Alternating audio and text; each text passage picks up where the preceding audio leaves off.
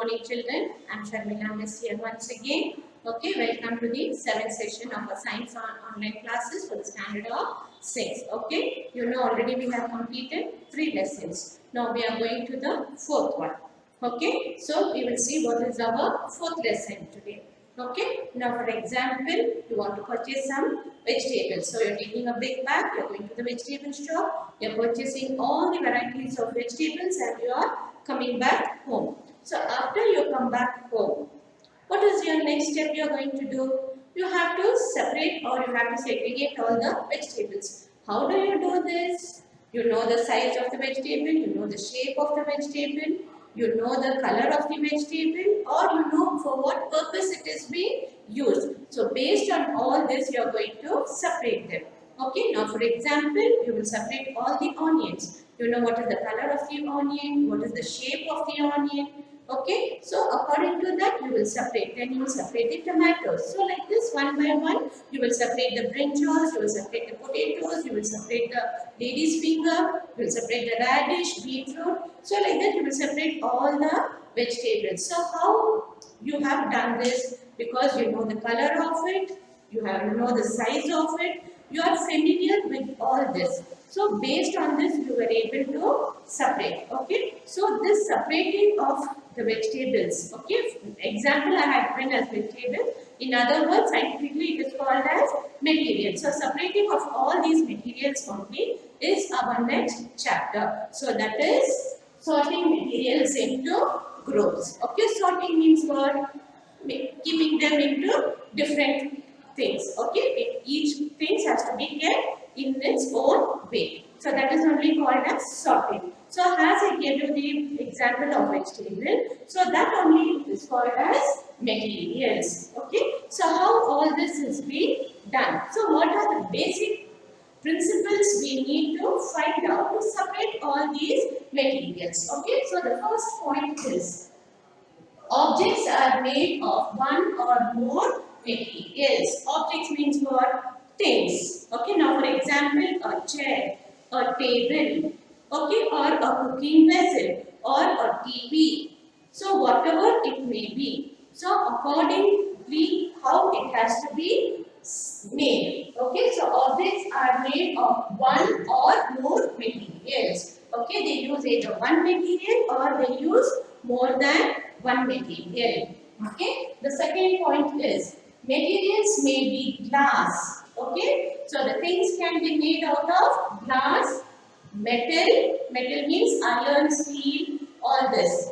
Then wood, plastics, cotton, paper, mud, soil, etc. So, using any one of these, the objects can be made using any of these materials. Sometimes with only one material it is possible to make. Sometimes more than one material it is possible to make. Or sometimes in one material many items can be made. Now for example, if you take plastic. Okay, from the plastic you can make water bottles, you can make buckets, you can make mugs, okay, you can make tubs, okay. So like this, from one material you can make many items. Okay, so your next point is objects can be made in groups. Okay, it can be made in a group means in a large quantity based on materials. So the type of materials we are going to use to make this. Property, color, size, shape, etc. Okay. So as I gave you the example for vegetables, so in the same way, it depends on the property, it depends on the color, it depends on the size, the shape, etc. So based on all this only the objects can be made. Okay. So the objects are made from the materials. So the next point is some objects can be made using single material or many materials. So to make one object you can use more than one material or in one material only the object can be made.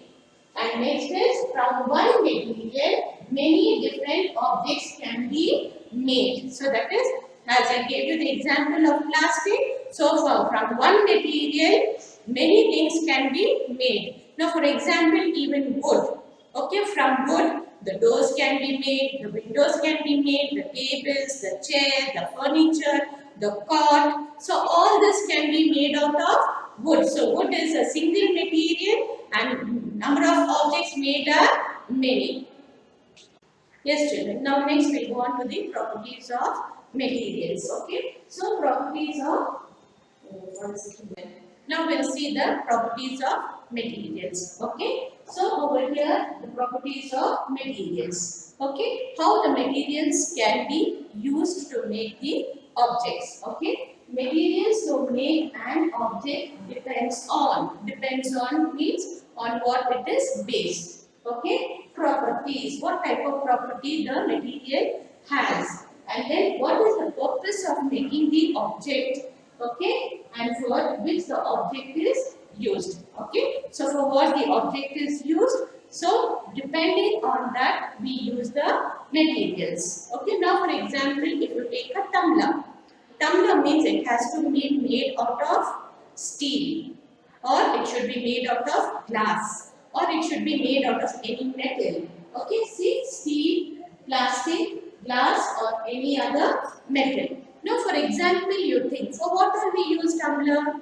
Mainly to drink water, or to drink coffee and tea, okay, or to drink juice. So now suppose if this tumbler was being made using a cloth, what would have happened? Will the liquids remain as it is in the cloth? No. So that is why based on the purpose of the object, the material is being decided. So tumbler, it has to hold the liquid. So to hold the liquid, which are the materials possible, or which are the materials that can be used for the liquid to be held in it, for the liquid to remain in it. So based on the purpose, the materials will be chosen. Okay. Now for example, you have seen in the kitchen mummy doing the cooking work.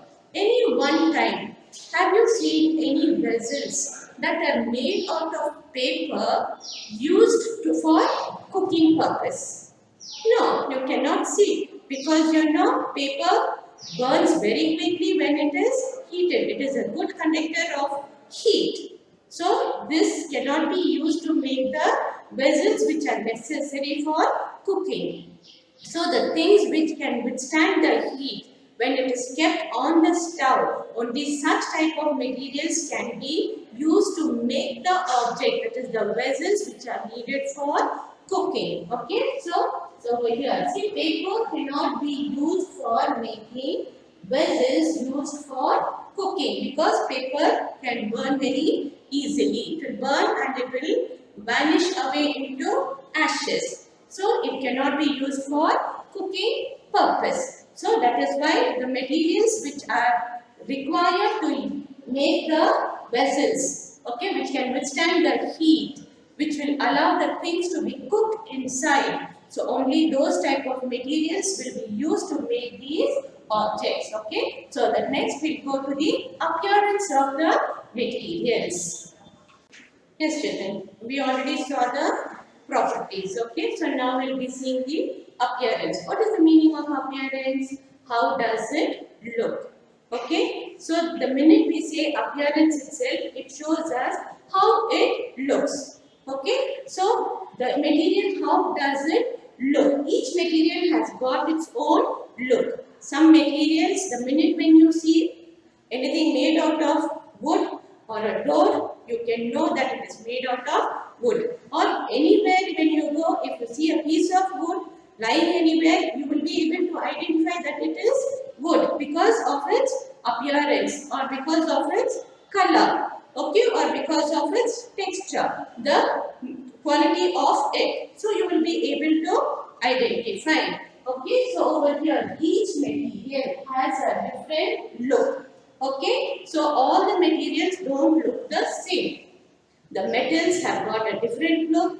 The plastic has got a different look. The glass has got a different look. So each one has got its own look. By seeing its appearance itself, the outer appearance itself, you will know out of which it has been made. Now if you see the glass, okay, a glass tumbler, okay, or a window pane or transparent window pane, you will know it is made out of glass, okay, by the very look of it. Okay, so as I told you, if you see the items made out of wood, you will be able to identify, yes, they are made out of wood. Now, if you take the materials of clothes what you wear, by the very look of the materials, you will tell whether it belongs to a cotton, whether it belongs to a polyester, whether it belongs to a silk. So, like that, each material has got its own appearance. Then materials can be differentiated. Differentiated means it can be, you can find the differences. That is what we call as differentiated, where you can be able to make out the differences by their appearance, by the very look of it. So some of the materials by which as soon as you see you can identify are the objects which are made out of wood, iron, copper very easily you can identify because it has got a, though copper belongs to the group of metals, but it has got a different color. So by that itself you can make out that it is being made out of copper. Then aluminium. Usually the kitchen utensils what mummy uses in the kitchen for cooking. Okay. Some materials look the same. Okay, some materials. Now, for example, if you take gold, silver, okay, all this to look, it will be the same. Okay, only the look will be the same, but out of it, many other things can be made, like shine.